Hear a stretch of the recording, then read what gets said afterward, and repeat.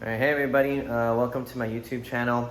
On this video, I'm just going to show the unboxing of my piston rings. I wanted to do this unboxing because you just can't install these rings willy-nilly. There's actually specific ways on how to install them, and they actually come labeled. So I wanted to make note of that to anyone that's wanting to build their motor. And this is like generalized notes for any motor rebuild. It's not necessarily specific to Toyota motors basically. So yeah, so we'll go over here. So the rings I'm using are the NPR piston rings. They're OEM quality rings, so it's a little bit on the pricier side. You can go eBay, the cheap eBay ones, or you can go to the more expensive aftermarket ones too. It just depends on your horsepower build or your build specifically. My build, I just want to be mostly stock, so be reliable at the track so I don't have any breakdowns. Oops. Basically, when you take out these NPR rings, they already come labeled as first, second, and third rings. So you want to make note of that. What I'm planning to do is get like a white piece of paper, put these rings on here like that, and just mark them as 1, 2, and 3. Because once you remove these packagings, honestly, you might lose them or forget about them. So it's always good to mark them or take pictures of them too. And each ring has a marking. On the first ring, you can tell here, if I can focus it right here, there's like an N marking on there.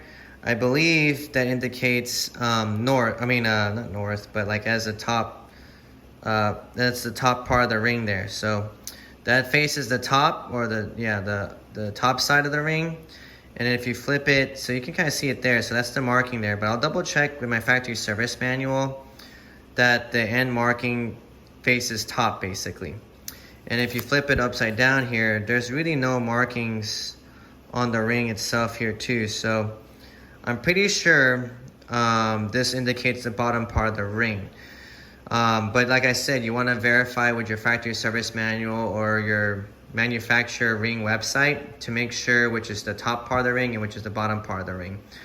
But yeah, so there you go. Yeah, you can get a better view there. There you go. So that's like with all the rings here.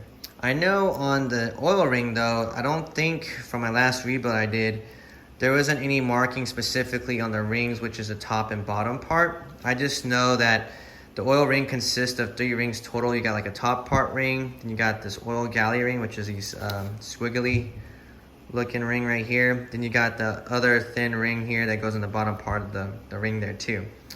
And that indicates for the oil ring.